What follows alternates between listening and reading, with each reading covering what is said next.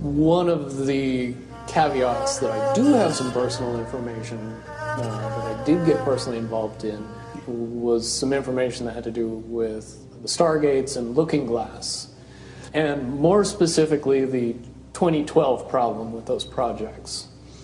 The popular opinion of what's out there right now is that the project was shut down because there was a problem when we approached 2012. I've heard it described a number of ways, but to my knowledge, the problem is that the timelines converge on that point in time. And when you know enough about the Stargate projects and the Looking Glass project to know how string theory works and how the possibility of possibilities works and how making one choice over here doesn't necessarily mean that the other choice couldn't exist at the same time. But once you get your brain wrapped around this subject, you find out that at the end of 2012, in an easy way to put it, the choices that we make become less and less consequential to the future. And eventually we're pushed into this bottleneck of time, no matter which choice we make. And that's important to the people that had access to Looking Glass because they would use Looking Glass knowing the choices that they would make and the future would pop up. The big mistake was coming up with the possibility of future. And when we started using a computer to say, well, if we make this choice, it's 79% possible that this scenario happens, and 23% are possible, or whatever, I'm using round numbers, that this scenario would happen. The understanding at the time was that was realistic. However, if you go down the road further and free will continues to exercise itself on this game, that 79% possibility sometimes changes very, very fast. But if you look at the situation in a point of time, it seems very realistic that that's the greatest possibility. What happened was people, very smart people, began to figure out that something big was coming up.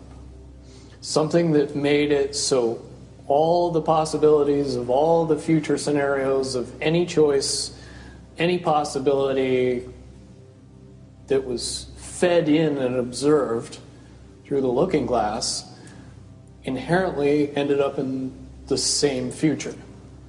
And no decision, no possibility changed past a certain point. That's the big secret.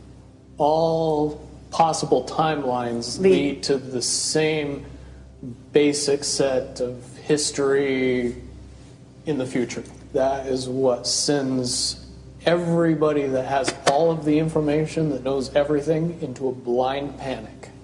The people that know everything about Looking Glass, that have gotten all the reports and all the information, the elites of the world, probably figured out that that was the end of the game.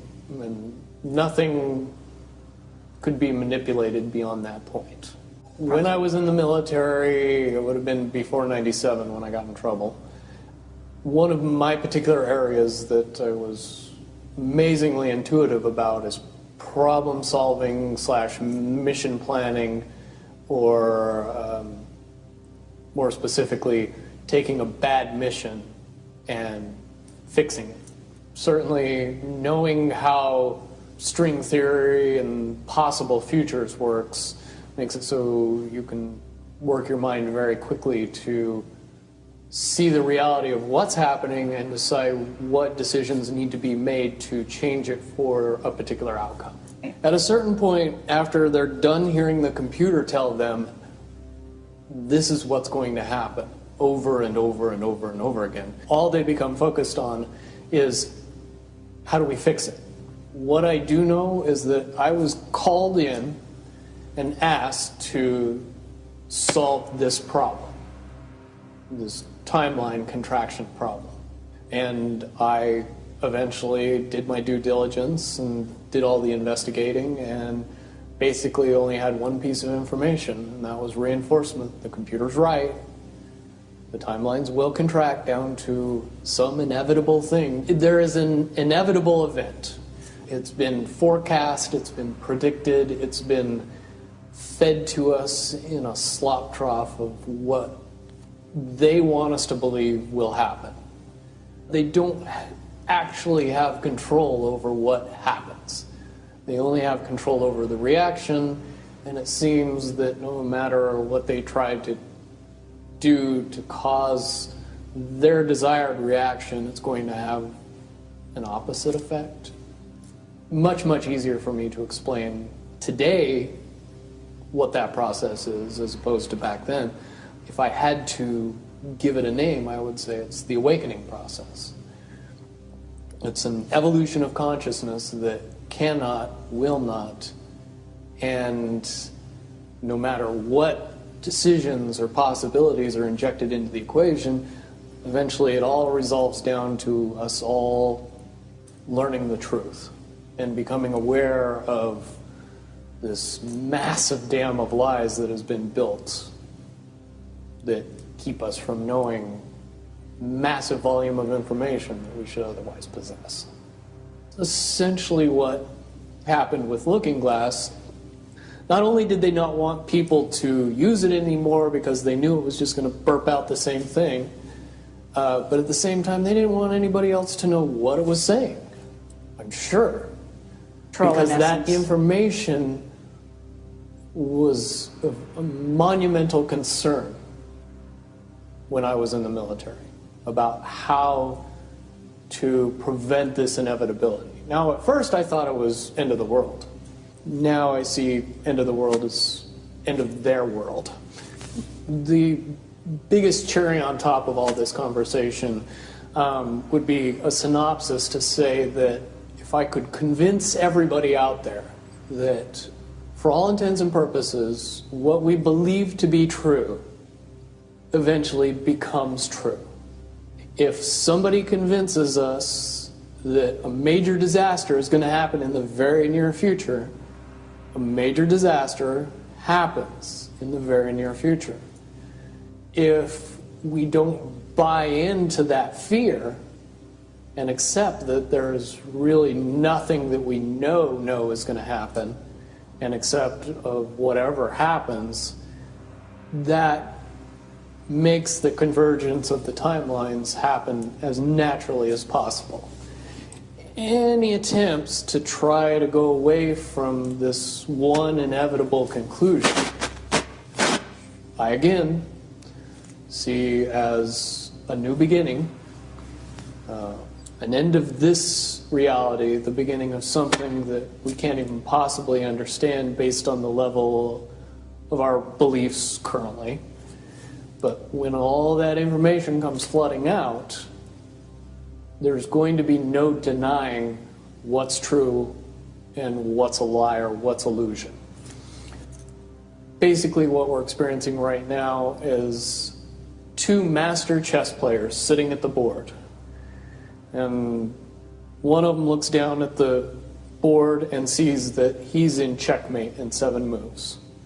And he looks across at his opponent and he knows that his opponent sees it too. So there's no getting out of it.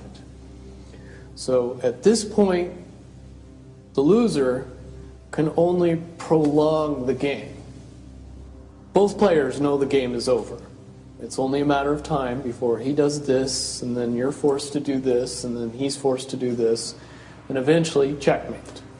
We, as a race, if we could understand that the game is over, that based on the rules of the game, the bad guys have already lost, the good guys have already won.